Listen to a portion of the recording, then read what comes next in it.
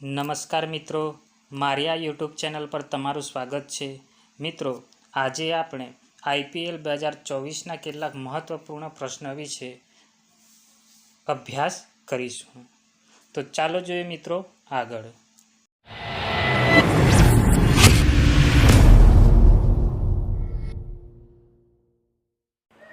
તો ચાલો જોઈએ મિત્રો પ્રથમ પ્રશ્ન. IPL 2024માં કેટલામું સંસ્કરણ યોજાયું હતું? તો મિત્રો IPL 2024માં 17મા નંબરનું જે સંસ્કરણ છે તે યોજાયું હતું. ત્યારબાદ આગળનો પ્રશ્ન જોઈએ મિત્રો. પ્રશ્ન નંબર 2.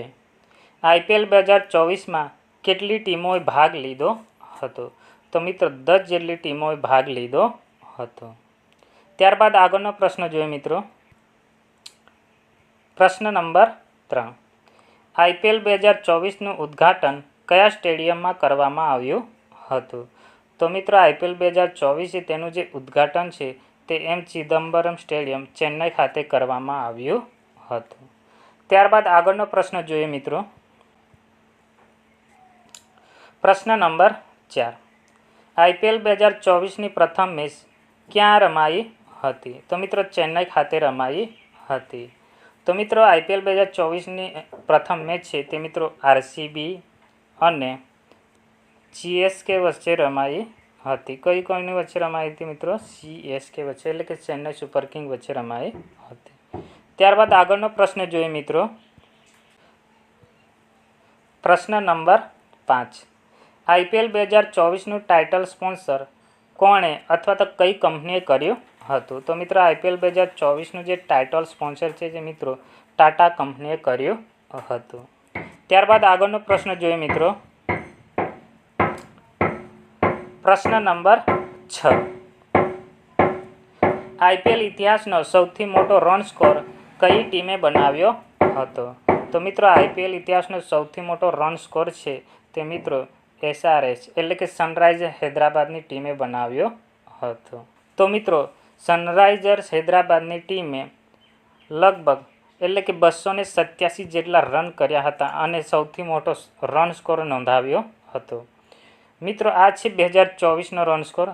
2024 પહેલાં સૌથી મોટો રન સ્કોર RCBએ બનાવ્યો હતો. કોને બનાવ્યો હતો મિત્રો? તો કે RCBએ બનાવ્યો હતો, જેમને 263 જેટલા રન બનાવીને 2024 પહેલાં સૌથી મોટો રન સ્કોર નોંધાવ્યો હતો. ત્યારબાદ આગળનો પ્રશ્ન જોઈએ મિત્રો. પ્રશ્ન નંબર 7. IPL ઇતિહાસનો સૌથી મોટો રન ચેઝ કઈ ટીમે કર્યો હતો? તો મિત્રો IPL ઇતિહાસનો સૌથી મોટો રન ચેઝ પંજાબ કિંગ્સની ટીમે કર્યો હતો. તો મિત્રો IPL 2024માં KKRની સામે કઈ ટીમની સામે મિત્રો? KKRની ટીમની સામે KKRએ 261 જેટલા રન માર્યા હતા, જ્યારે પંજાબ કિંગ્સે 262 માત્ર 18 એટલે કે 19મી ઓવરની અંદર જ 262 રન મારીને સૌથી મોટો રન ચેઝ કરી દીધો હતો. ત્યારબાદ આગળનો પ્રશ્ન જોઈએ મિત્રો. પ્રશ્ન નંબર 8. IPL 2024નો સૌથી લાંબો છક્કો કોણે માર્યો હતો? તો મિત્રો IPL 2024નો સૌથી લાંબો છક્કો MS ધોનીએ એટલે કે મહેન્દ્રસિંહ ધોનીએ માર્યો હતો, જેમને 110 મીટરનો સૌથી લાંબો છક્કો માર્યો હતો.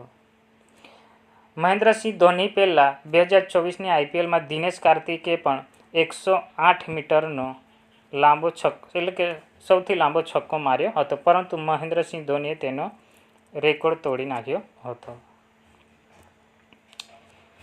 ત્યારબાદ આગળનો પ્રશ્ન જોઈએ મિત્રો. પ્રશ્ન નંબર 9.